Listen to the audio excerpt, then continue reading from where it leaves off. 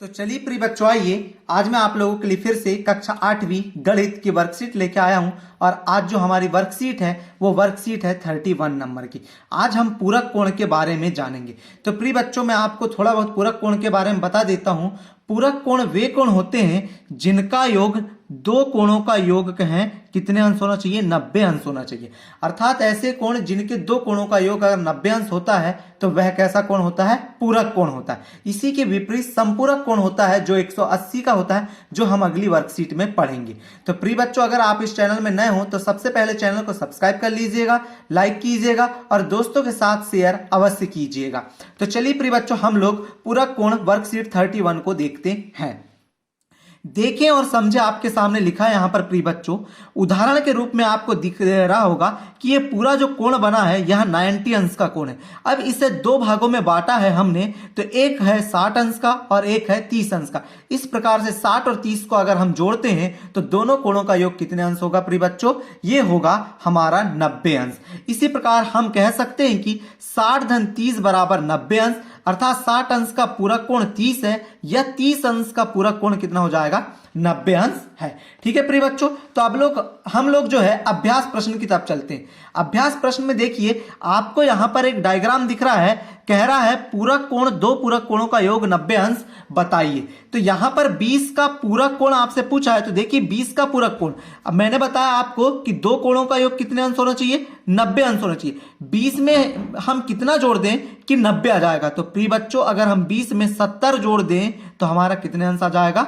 90 अंश आ जाएगा। उसी प्रकार 70 का पूरक कोण बोला तो 70 में कितना जोड़ेंगे कि 90 आ जाएगा? 70 में अगर हम 20 जोड़ते हैं तो कितना मिल जाएगा प्रिय बच्चों? आपको मिल जाएगा इस प्रकार से 90 अंश। अगले प्रश्न पे चलते हैं। अगला प्रश्न आपके सामने है, अभ्यास प्रश्न 2 है, पूरक कोणों का योग कितने अंश होता है? 90 अंश होता है। यहां पर हम लिख देते हैं, यहां पर हमने लिखा नहीं है, यहां पर क्या लिख दें प्रिय बच्चों? 70 अंश और एक अपने को कितना दिया है?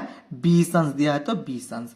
ठीक है, अगला देखिए, अगला यहां पर है 25 का पूरक कोण आपको बताना है। तो हम मतलब 25 में कितना जोड़ें कि 90 आ जाएगा? अगर हम लोग यहां 65 लिखते हैं तो 65 अंश में अगर 25 जोड़े तो 65 और 25 कितना हो गया? कितना हो जाता है बच्चों? 90 हो जाता है। उसी प्रकार 65 का पूरक बोले तो 65 का पूरक कितना हो जाएगा प्रिय बच्चों? यहां पर 25 हो जाएगा। देखिए यहां पर 65 25 दोनों को जोड़े तो 90। तो अब 25 का पूरक पूछेगा आपसे तो 65 बताना है, 65 का पूरक पूछेगा तो आपको 25 बताना है। तो यहां हम लिख देते हैं 65 अंश और यहां पर क्या लिख देते हैं? 25 अंश। इस प्रकार से हम लोग पूरक कोण ज्ञात किए। अब अगला क्या है, यहां पर उदाहरण नंबर और दिए, हम उन उदाहरणों को देख लेते हैं प्रिय बच्चों। उदाहरण में हमको दिख रहा होगा आप लोगों को कि 20 धन 70 बराबर 90 होता है और 20 अंश का पूरक कोण कितना है? 70 है। अब आपको अभ्यास प्रश्न कह रहा है यदि 15 दिया है तो कितना जोड़ें कि 90 अंश मिल जाए? तो आपको पता है 15 में अगर आप 75 अंश जोड़ देते हैं, कितना जोड़ देते हैं? 75 अंश अगर आप जोड़ देते हैं तो आपको कितना मिल जाएगा? 90 अंश मिल जाएगा। ठीक है बच्चों, तो 15 का पूरक कोण कितना होता है प्रिय बच्चों? 15 का पूरक कोण हो जाएगा अपना 75 अंश। उसी प्रकार देखें 35 डिग्री दिया है आपको। अब 35 डिग्री में हम कितना जोड़ें कि 90 मिल जाएगा आप लोगों को बच्चों? तो जल्दी से बताएंगे आप लोग। अगर 35 में आप लोग 55 डिग्री जोड़ देते हैं, 55 अंश जोड़ते हैं तो कितना मिल जाएगा आपको? 90 अंश मिल जाएगा। तो 35 का पूरक कोण कितना होगा बच्चों? 55 अंश होगा या 55 डिग्री होगा। ठीक है प्रिय बच्चों, आसानी से समझ आ रहा होगा, उम्मीद करता हूं मैं आप लोगों को। ये 40 डिग्री में कितना जोड़ें कि 90 आ जाएगा? तो 40 में हम 50 डिग्री जोड़ दें तो हमें कितना मिल जाएगा? 90 डिग्री कोण मिल जाएगा। उसी प्रकार आपसे पूछ रहा है 40 का पूरक कोण कितना हो जाएगा? तो जितना हमने जोड़ा वही उसका पूरक कोण होता है, अर्थात 50 डिग्री यहां पर क्या हो जाएगा? पूरक कोण हो जाएगा। अगला प्रश्न देखिए, यहां पर आपको चौथा दिख रहा होगा, 42 का पूरक कोण कितना होता है हमें बताना है। कितने में से अगर दो कोणों का योग 90 करें तब हमारा 42 का पूरक कोण में आपको मिलेगा। तो 42 में हम कितना जोड़ दें कि आपको 90 मिल जाएगा? तो 42 में आप कितना जोड़ेंगे? जब आपको कुछ ना बने तो आप करना क्या है? 90 में से इस प्रकार से 42 को घटा लीजिएगा। तो 10 में से 2 गए तो यहां पर हो जाएगा 8 और 8 में से यहां से एक उधार ले गए अपन ने तो यहां पर 8 बचा। 8 में से 4 गए तो यहां पर कितना जाएगा? 4। अर्थात आप यहां पर अगर 48 लिख देंगे तो 48 डिग्री क्या हो जाएगा आपका? 42 में जोड़ने पर 90 अंश का पूरक कोण आपको मिल जाएगा। मतलब कि 42 का पूरक कोण कितना मिल जाएगा आपको? 48। तो अब यहां पर क्या लिखेंगे हम? 42 डिग्री का पूरक कोण 48 डिग्री है। इस प्रकार से आप लोग इसको कर लेंगे।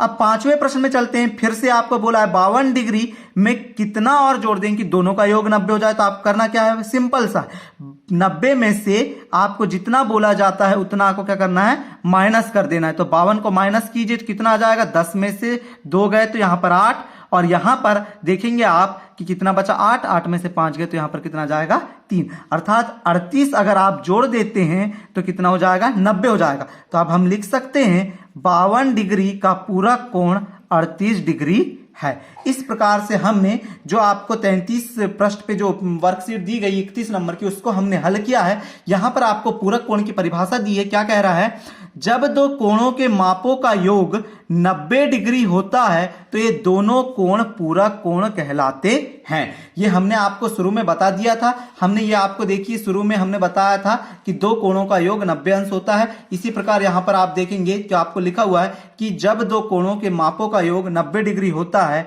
तो ये दोनों कोण पूरक कोण कहलाते हैं। तो इस प्रकार से आप लोगों ने आज पूरक कोण के बारे में जाना। अब हम लोग चलते हैं समपूरक कोण के बारे में। तो यहां पर देखिए प्रिय बच्चों, आपको समपूरक कोण के बारे में नजर आ रहा होगा। हम लोग समपूरक कोण भी देख लेते हैं। 32 नंबर की वर्कशीट है, हम इसी में कवर कर लेते हैं इसको भी। तो 32 नंबर की वर्कशीट में देखिए समपूरक कोण क्या होते हैं, देखिए और समझिए। दो कोणों का योग अगर 180 अंश होता है तो वह क्या कहलाता है, समपूरक कोण कहलाता है। अर्थात दो कोणों का योग बोला जा रहा है, मतलब कि कितना होना चाहिए, योग 180। दो कोणों का योग कितना होना चाहिए, 180 होना चाहिए। तो देखें और समझे, 120 और 60 को हम जोड़ते हैं तो हमें कितना मिल जाता है, 180 मिल जाता है। अर्थात 60 का संपूरक कोण 120 है और 120 का संपूरक कोण कितना हो जाएगा, 60 डिग्री हो जाएगा। ठीक है प्रिय बच्चों, तो अब हम हल की तरफ चलते हैं। हल में देखिए अभ्यास नंबर 1 है, 100 और 80 दोनों को जोड़ो तो आपको पता है कितना मिलेगा आप लोगों को, दोनों को जोड़ने पर आपको मिलेगा यहां पर 180। तो यहां हम अगर 100 लिखते हैं और इधर 80 लिखते हैं तो दोनों का योग कितना हो गया, 180 हो जाएगा। इसी प्रकार यदि हम लोग यहां 100 लिख दें तो 100 का संपूरक कोण कितना हो जाएगा प्रिय बच्चों, 80 हो जाएगा। ठीक है प्रिय बच्चों, आपको समझ आ रहा होगा उम्मीद करता हूं। पर अगर आप इस चैनल में नए हो तो कृपया कर चैनल को पहले सब्सक्राइब कीजिए, लाइक कीजिए और दोस्तों के साथ शेयर भी अवश्य कीजिए। अगर आपको इसकी पीडीएफ चाहिए तो हम इसकी पीडीएफ आपको टेलीग्राम ग्रुप में दे देंगे। इसके लिए आपको डिस्क्रिप्शन में जाना है, वहां से टेलीग्राम की जो लिंक है उसको जाके ज्वाइन कर लेना है चैनल को। तो चलिए, यहां पर अब हमसे पूछ रहा है, यहां पर 50 दिया है तो हम यहां पर कितना लिखें कि दोनों कोणों का योग 180 हो जाए। तो आपको यहां पर 130 लिखना पड़ेगा। कैसे पता चला, तो 180 में से हमने 50 को जब घटाया तो 0 में से 0 गया तो 0, 8 में से 5 गया तो 3 और 1 का 1। इस प्रकार से 180 हमने ज्ञात कर लिया। अब बोल रहा है 50 का संपूरक कोण कितना होगा, तो 50 का संपूरक कोण कितना होगा, 130 डिग्री है। ठीक है प्रिय बच्चों, आपको समझ आ रहा है ना। अब यहां पर देखिए, अब आगे की तरफ हम आगे की तरफ चलते हैं। आगे आपको दिख रहा होगा उदाहरण पे देखिए गौर से, 110 और 70 को जोड़ें तो 180 होता है। अर्थात 110 का संपूरक कोण कितना हो जाएगा, 110 और 70 को जोड़े तो 180, तो 110 का संपूरक कोण कितना हो जाएगा, 70 डिग्री। अभ्यास में अब हमसे पूछ रहा है यदि 30 डिग्री है तो इसका संपूरक कोण हमको बताना हो तो, और दोनों का योग आपको पता है कि 180 होना चाहिए। तो हमें पता है कि अगर हम 150 डिग्री यहां पर लिख दें तो 150 और 30 कितना होता है, 180 होता है। अर्थात 30 का संपूरक कोण कितना हो जाएगा, 150 डिग्री हो जाएगा।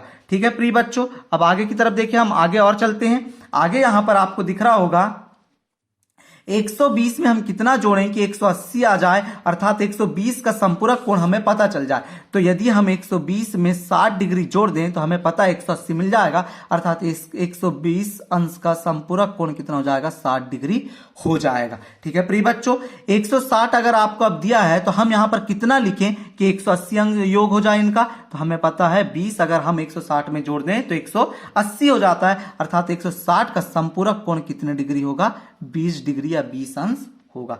उसी प्रकार 45 का हमसे संपूरक कोण पूछा है, 45 में हम कितना जोड़ दें। आप 180 में से क्या करें, 45 को घटा सकते हैं। इस प्रकार से 180 में से आप 45 को घटा सकते हैं। यदि आपको डायरेक्ट ही बन जाता है तो आप डायरेक्ट क्या लिख सकते हैं, 135 अंश भी लिख सकते हैं। हम घटा के देखते हैं, यहां से उधार लाए, 10 में से 5 गए तो बचा कितना, 5। यहां पर बचा 7, 7 में से 4 गए तो यहां पर कितना आ जाएगा आपका, 3 और ये 1 का 1। इस प्रकार से 135 हो जाएगा, अर्थात 45 का संपूरक कोण कितना है, 135 डिग्री है। उसी प्रकार बात करें, यहां पर आपको दिख रहा होगा कि 105 का संपूरक कोण हमें बताना है, कितना जोड़े हम अगर 75 जोड़ देते हैं इसमें तो ये 75 और 105 मिलकर 180 हो जाता है, अर्थात 105 का संपूरक कोण कितना हो जाएगा बच्चों, 105 का संपूरक कोण हो जाएगा हमारा 75 डिग्री। अब इसी प्रकार से आपने पूरक कोण में पढ़ा था, और यहां पर संपूरक कोण में देखिए उसकी परिभाषा आपको नीचे दी गई है। जब दो कोणों के मापों का योग 180 डिग्री होता है या अंश होता है तो ये दोनों कोण संपूरक कोण कहलाते हैं।